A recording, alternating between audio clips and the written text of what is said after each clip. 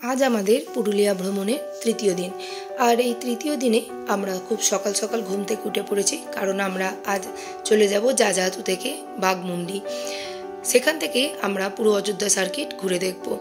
तो आमादेर गाड़ी आसते एकटू देरी आछे और ताई सकालेर मृदु आलोय अर्थात भोरेर मृदु आलोय रिसर्टेर अपरूप प्राकृतिक सौंदर्य एखन आमि आपनादेर सामने तुले धरछि। मयूरेर डाक और टिया पाखिर डाक यथारीति आमादेर काने भेसे आसছে এবং এই হালকা আলোয় মোহময় লাগছে প্রাকৃতিক চারিদিক পরিবেশটা। যাই হোক আমাদের গাড়ি চলে এসেছে আর এখন আমরা রওনা হচ্ছি বাগমুন্ডির উদ্দেশ্যে। পথে আবারও আমাদের পড়েছিল সেই পলাশের জঙ্গল। এই পলাশের জঙ্গল নিয়ে অনেক কথাই আমি আপনাদেরকে আগের ভিডিওয়ে বলেছি এবং কখন এলে আপনারা একদমই নিরাশ না হয়ে পুরোপুরি পলাশের সৌন্দর্য উপভোগ করতে পারবেন সেই সংক্রান্ত সমস্ত তথ্য আমার ভিডিওয় দেওয়া আছে। তাই আপনারা যারা ভিডিও দেখেননি আগের ভিডিও তারা অবশ্যই চ্যানেল ভিজিট করে সেই ভিডিও দেখে নেবেন এবং পুরুলিয়ায় আগের দুদিন আমরা কোথায় কোথায় ঘুরেছি সেই সংক্রান্ত ভিডিও আমাদের চ্যানেলে ইতিমধ্যে আপলোড করা আছে। যাই হোক এখন আমরা চলেছি কুকি ড্যাম দেখার জন্য। রূপাই নদীর ওপর অবস্থিত এই কুকি ড্যাম ঝালদা সার্কিটের অন্যতম সেরা স্পট, যেখান থেকে বিকালের সূর্যাস্ত খুব অপূর্ব লাগে। যাই হোক সেই সূর্যাস্ত দেখা হয়নি আমাদের, কারণ আমরা ঠিক করেছিলাম অযোধ্যা যাওয়ার পথে বা বাগমুন্ডি যাওয়ার পথে এই ড্যাম দেখে যাব। কুকি ড্যামের জলে রয়েছে প্রচুর বালিহাঁস এবং বিকেলে এই বালিহাঁস বেশি পরিমাণে দেখতে পাওয়া যায়। কুকি ড্যাম ছাড়াও আমরা আরও কয়েকটি জায়গা আজকে দেখব এবং সমস্ত ভিডিওই আপনাদেরকে দেখাবো। তাই ভিডিওটা একটু স্কিপ না করে একদম শেষ পর্যন্ত দেখুন। তো কথা বলতে বলতে আমরা এসে পৌঁছে গেছি আমাদের গন্তব্য কুকি ড্যামে। কুকি ড্যামের একদিকে রয়েছে পাথুরে নদীর খাত আর অপর দিকে রয়েছে জলাধার। এই জলাধারে নদীর জলকে আটকিয়ে রাখা হয়েছে, সুবিধা অনুযায়ী সেই জল ছেড়ে দেওয়া হবে নদীতে। ড্যামের ওপর থেকে চারিদিকে প্রাকৃতিক পরিবেশ খুব সুন্দর লাগছে দেখতে। দূরে বালিহাঁস ভেসে বেড়াচ্ছে, সেটা আমরা দেখতে পাচ্ছি, ক্যামেরায় আসছে না। দেখুন এদিকে রয়েছে নদীর পাথুরে খাত আর এদিকে রয়েছে জল। যাই হোক এখন আমরা নদীর খাতে নেমেছি এবং এখান থেকে আমরা চলে যাই পরবর্তী গন্তব্যে। পথে এই যে হাতির সাইনবোর্ড দেওয়া জঙ্গল পড়েছে, এই জঙ্গলের হাতির সাইনবোর্ড দেওয়া আছে এই কারণে, কারণ এই জঙ্গলে হাতি থাকে এবং রাস্তায় হাতি পারাপার করে, তাই গাড়ি থেকে যাতে পর্যটকরা না নামেন সেই সতর্কতা সম্পর্কিত বোর্ডই এখানে দেওয়া রয়েছে। যাই হোক এখন আমরা এসে পৌঁছে গেছি খয়রাবেড়া ড্যাম। চারিদিকে পাহাড় ঘেরা অপরূপ সুন্দর এই খয়রাবেড়া ড্যাম আমাদের মতে পুরুলিয়ায় যত আমরা ড্যাম বা জলাধার দেখেছি তার মধ্যে সব থেকে সেরা সুন্দর।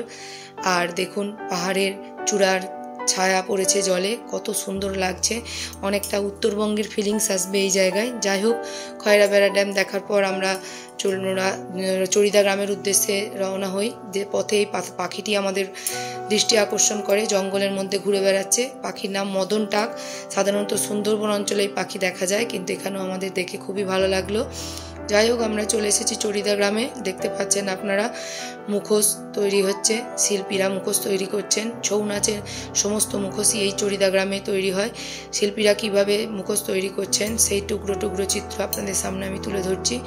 কাগজের মুন্ডো আর মাটি দিয়ে এই মুখোশ তৈরি হয়। কোনো কোনো শিল্পী মুখোশ রং করছেন, আবার কেউ তৈরি করছেন। বিভিন্ন মাপের বিভিন্ন দামের নানা রকমের মুখোশ রয়েছে, চাইলে আপনারা বাড়ির জন্য সেই মুখোশ সংগ্রহ করতে পারেন। অপরূপ শিল্প নৈপুণ্য ফুটে উঠেছে। চড়িদা গ্রাম থেকে আমরা চলে আসি আমাদের গন্তব্য আরণ্যক হোমস্টে। এটি আমাদের আরণ্যক হোমস্টে। অপরূপ প্রাকৃতিক পরিবেশ হোমস্টের চারপাশে এবং হোমস্টের ভেতরে কুসুম পলাশ গাছে ছেয়ে রয়েছে চারিদিক। দূরে দেখা যাচ্ছে বামনি পাহাড়। আর এই হলো আমাদের ঘর। এই ঘরটা আমরা নিয়েছি দুদিন থাকার জন্য। তো ঘরের ভিতরের সাময়িক খণ্ডচিত্র আপনাদের সামনে তুলে ধরছি। আমরা তো প্রফেশনাল ব্লগার নই, কিন্তু আমাদের ভ্রমণের অভিজ্ঞতার ছোট ছোট টুকরোগুলো আমরা ইউটিউবের মাধ্যমে আপনাদের সঙ্গে শেয়ার করি। যাই হোক বেশ রিজনেবল প্রাইসের মধ্যেই এই হোটেলটি আমরা পেয়েছিলাম। হোমস্টে এর নাম, এটি আরণ্যক হোমস্টের নাম। তো খুবই সুন্দর, ভালো পরিবেশ এবং দেখুন হোমস্টের গায়ে মানে দেওয়ালের গায়ে এরকম একটা গাইডলাইন দেওয়া আছে যে আপনারা পুরুলিয়া ভ্রমণ করলে কোন কোন জায়গা ঘুরে দেখতে পারবেন বা কীভাবে দেখা যাবে। এই গাইডলাইনটি পর্যটকদের জন্য খুবই উপযোগী এবং এটি হোমস্টের দেওয়ালে দেওয়া আছে, তাই এটি আমি তুলে ধরলাম। যাই হোক, আমরা স্নান খাওয়া সেরে বেরিয়ে পড়ি। বিকেলে দুয়ারসেনির জঙ্গলের ভেতর দিয়ে আমরা এখন চলেছি। এটিও একটি ঘন জঙ্গল এবং এখানেও বিভিন্ন ছাপদ রয়েছে, যারা মানে বন্য প্রাণী রয়েছে। যাই হোক, এই দুয়ারসেনির জঙ্গলের ভেতর দিয়ে আমরা পৌঁছে যাই মাথা পাহাড়ে, এবং মাথা পাহাড়ে রয়েছে ট্রেকিংয়ের জন্য কিছুটা সিঁড়ি। এই সিঁড়ি দিয়ে উঠতে হবে, আর সিঁড়ি কিন্তু সবটা নেই, কিছু দূর পরে রয়েছে পাহাড়ি রাস্তা। যতটা সিঁড়ি আছে ততটাই আমরা উঠেছি, পাহাড়ি রাস্তাটায় আর আমরা যাইনি। এবং অনেক সিঁড়ি আছে, এখান পর্যন্ত উঠে আমরা একটু দাঁড়িয়ে অপেক্ষা করে আবার নেমে আসি। এখান থেকে আমরা চলে যাই পরবর্তী গন্তব্য পাখি পাহাড়।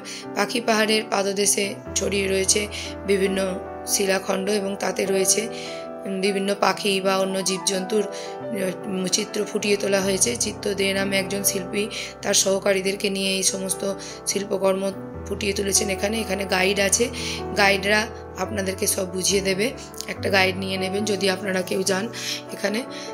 তো দেখুন, বিভিন্ন চিত্র ছড়িয়ে ছিটিয়ে রয়েছে বিভিন্ন পাথরে। এই যে বড় পাহাড়টি দূরে দেখা যাচ্ছে, গোটা পাহাড়টির গায়েই রয়েছে পাখির চিত্র, আর এর থেকে এই পাহাড়ের নাম হয়ে গেছে পাখি পাহাড়।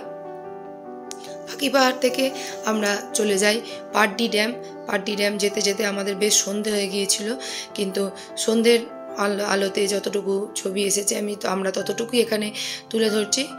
সেরকম সুন্দর এখানে না লাগলেও আলো আঁধারি পরিবেশে পাড্ডি ড্যামের সৌন্দর্য সত্যিই অসাধারণ। আর পাড্ডি ড্যাম দেখে আমরা পুনরায় আমাদের রিসর্টে চলে আসি। পরের দিনের ভিডিও দেখার জন্য অবশ্যই আমাদের চ্যানেলটাকে সাবস্ক্রাইব করবেন এবং পাশে থাকা বেল বাটনটি অন করে দিয়ে আমাদের পাশে থাকবেন।